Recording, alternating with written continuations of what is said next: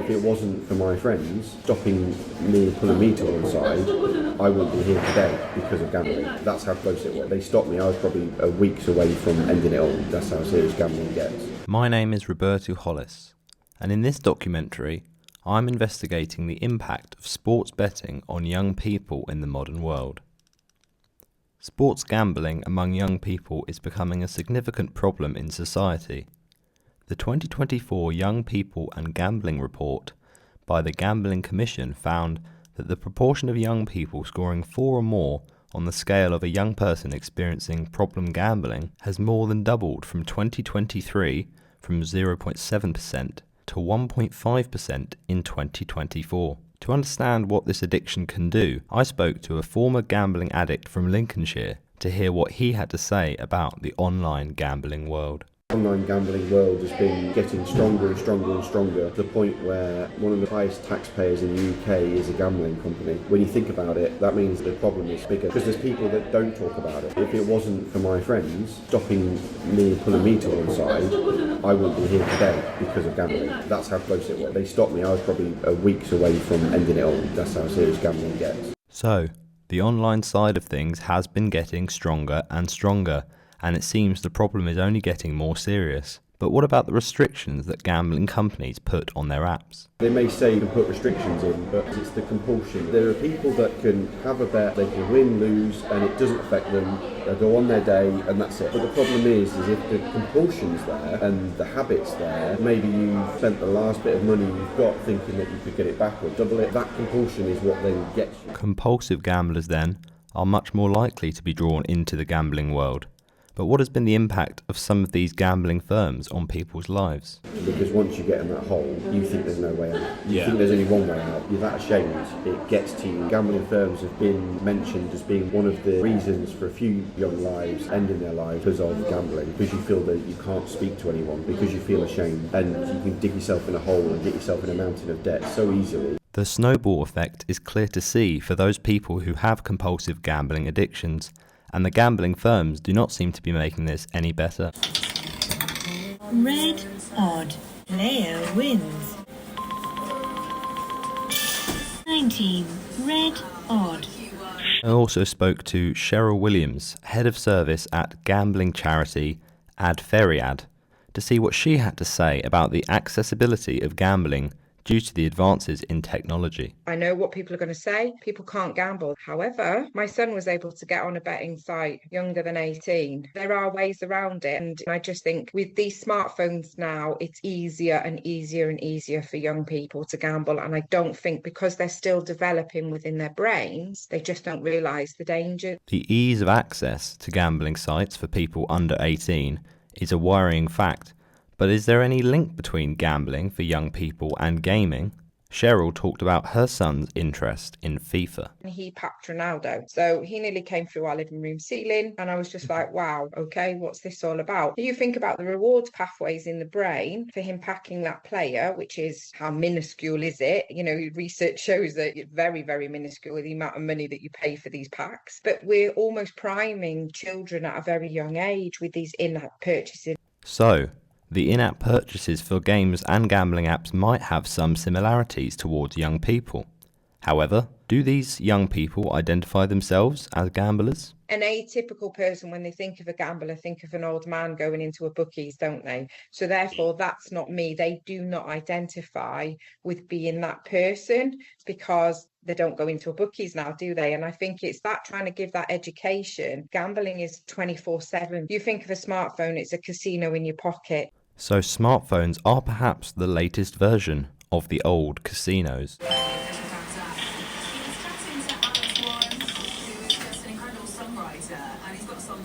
21. Red odd. Player wins.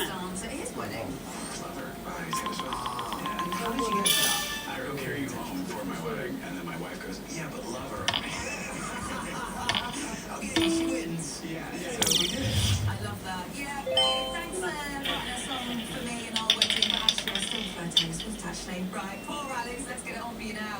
16. Red even. I also took the trip to see psychology lecturer Dr. Gary Britton at Queen's Mary University of London to see what he had to say about the young people he's worked with, including a former student who had a gambling addiction. I'm just on my way to go and see Mr. Gary Britton, who is a lecturer at Queen's Mary University in London, and he specialises in psychology. So just going to get his views on the impact of football betting and gambling on young people and see what he has to say. He was addicted to gambling. His was specifically basketball, and it was just bizarre because he didn't know he was a massive football fan. He never put bets on football. It was always basketball. And don't get me wrong, he knew a bit about basketball, but he didn't know anywhere near. He would notice one was 20 points behind into the final. He would not be able to stop himself from sticking 20 quid on the team that were losing, or 10. This compulsive gambling from the student, even on a sport that he was not an expert in, is a worrying trend. What sort of impact did this have on his working life? I remember sometimes he'd turn up to the lecture and he hadn't even been asleep. He'd literally gone home with the intention of watching TV for a while and going to bed, had made one gamble, I don't know, at 11 o'clock, and had been up the entire night doing that. That's not just having a detrimental effect then on his wallet, although it's also affected his sleep pattern. So the impact of betting can influence someone's life in a variety of ways. When did he bet the most? And what can be done to help this problem? But I noticed actually he would always bet when he was stressed or when he was feeling depressed. The biggest thing would be the government banning gambling advertisement, or at least making sure perhaps that gambling adverts only appear if the person signed up on the YouTube account is over 18. Educate young people on the problems of gambling. So it seems that education is a key possible solution to help solve this growing problem. However, some people may ignore this and still go to the bookies if it is easily accessible.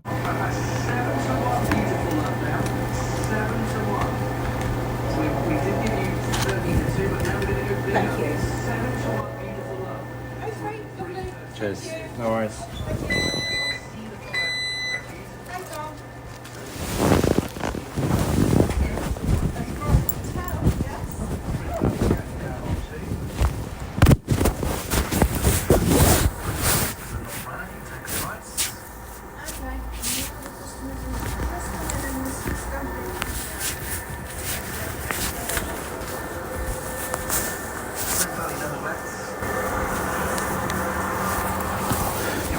Spring Valley Learning and take them instead on one because they are loading. 10 to 11 Spring Valley will follow on 2. Underwood Valley carrying out on 3.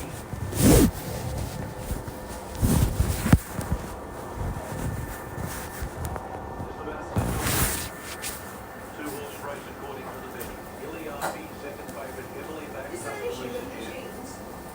Are they working? Yeah, they're all good, Are they working? No, I can try them all.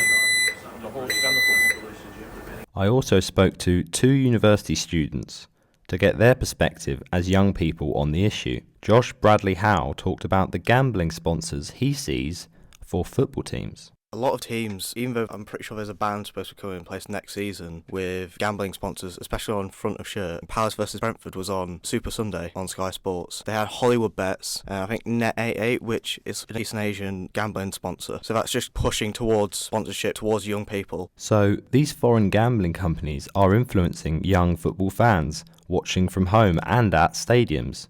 But how are these adverts impacting family life? Even during breaks, you've got the typical Bet365 ad where it comes up with like a boost of the in-game bet someone to score, which most families, if they're going to watch football together, a father and his son or a family of 4, if they're just going to sit there and be exposed to the gambling, bet boosts or whatever, then it's not going to affect them really well. Especially in a kid's brain, it's going to be more inclined to push them towards wanting to explore it, especially when they're getting older. This shows the impact of television coverage having a critical say on betting habits for young people, as well as other family members. So, what is the best solution to this? My main solution would be to ban all betting sponsorships in the UK and betting TV adverts. I think that you're going to reduce the market, especially in younger people, by a large margin. Betting sponsorships and TV adverts are unlikely to be wiped in an instant, so perhaps this would need to be a more gradual process. I also spoke to student Matthew Birch, who explained some of the incentives of betting. I think it's sort of trying to be involved as such. So I think there's that social influence activities with friends. You see one friend who's like, oh, I've betted on such and such one, such and such. It then sort of encourages younger people in particular to then think, oh, actually, I could do that as well. Maybe there is an element of peer pressure surrounding gambling and getting popular with like-minded individuals. But what part of the betting process keeps people coming back? In terms of the excitement and entertainment, it can be quite a lot easier to make it more enjoyable by having money on it, regardless of that sort of amount. Of course, can be seen that the more money that you put on, more chance it makes it exciting somewhat, especially when it's like a final or like a really important league match. It's just that general influence around sporting events. If you see it sort of well advertised, they kind of make it so you feel like you should bet even though you shouldn't really. Perhaps this excitement and dopamine rush of sporting events plays a significant factor then. So what should be done to help alleviate the issue? There needs to be educational and awareness campaigns on the matter. I think sort of as in particular when it comes to recognising the signs of gambling addiction. I think at the moment there's sort of not a lot of resources out there. There's not like a clear alternative to sort of find that help and advice. The lack of awareness around support for this issue is a concern. You can call 0808 8020 133 for the National Gambling Helpline by GamCare, or visit gambleaware.org to get more support.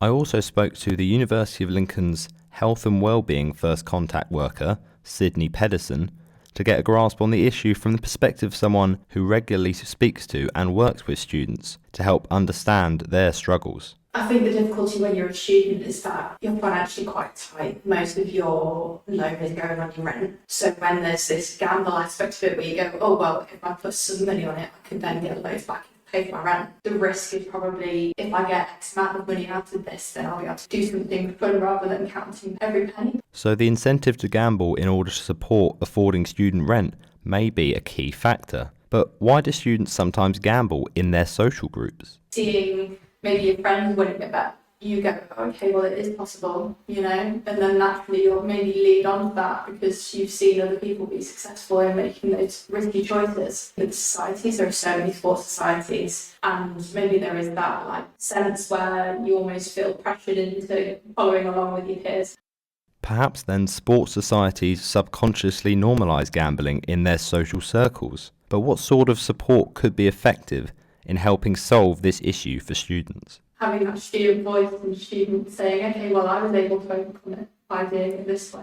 Other students can look and go, okay, well, I don't actually need to resort to gambling to resolve my issues. I can get this excitement and this reward from doing more healthier behaviours without having to risk all of that money.